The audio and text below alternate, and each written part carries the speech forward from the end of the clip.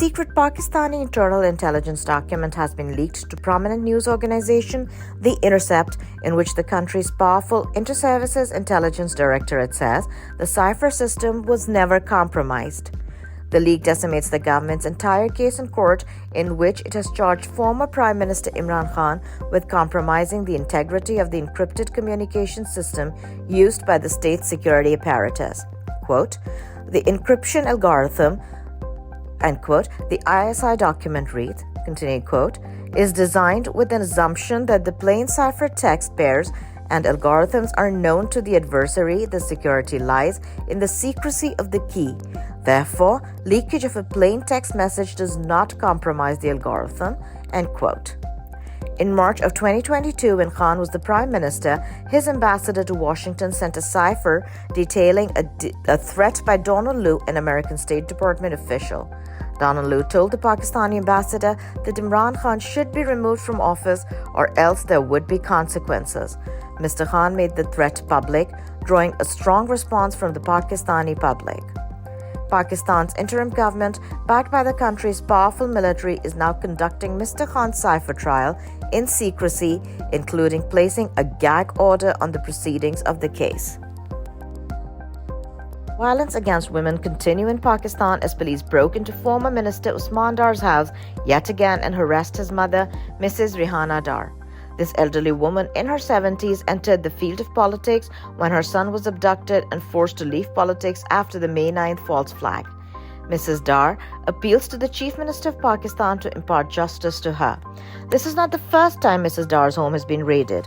Earlier this year, the police and powerful state agencies raided her home, beat her, and threatened to rape her. Mrs. Dar, a widowed homemaker, vowed to contest elections only after her son Usman was abducted and made to quit politics under duress.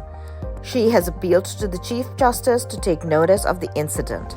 Dozens of female supporters of Mr. Khan's party are languishing in jail illegally in the worst form of fascism in the country's history.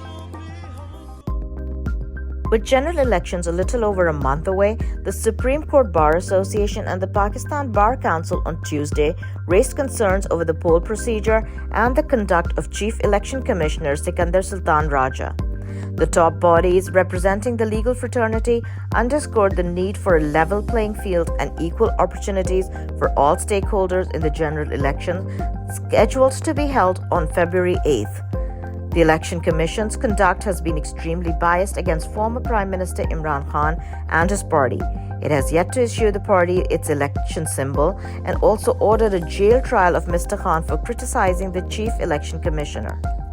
In a statement, the Supreme Court Bar Association has sought the removal of the Chief Election Commissioner after detailing discrepancies and calling for transparency in a detailed letter. It concluded, quote, the Supreme Court Bar Association believes that to achieve the aforesaid objectives, the present CEC should go home, as under him fair and impartial elections with equal opportunity for all are not possible, end quote. The statement concluded. Yemen's Huthis will not halt attacks on ships linked to Israel in the Red Sea, despite the United States announcing a new maritime protection force to counter them, a spokesman for the rebel group said.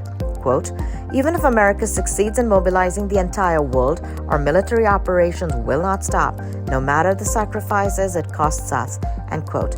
Mohammed al-Bukhaiti, a senior Houthi official, said in a post on X on Tuesday. The Houthis would only halt their attacks if Israel's, quote, crimes in Gaza stop and food, medicines, and fuel are allowed to reach its besieged population, end quote, al-Bukhaiti said. He spoke with U.S. Defense Secretary Lloyd Austin, announced a coalition on Monday to protect trade in the Red Sea after the attacks forced shipping lines to suspend operations. The Iran-linked Houthis have waged attacks on more than a dozen commercial ships in an attempt to pressure Israel to end its bombardment of the Gaza Strip. Israel has killed almost 20,000 Palestinians since October 7th, half of which are women.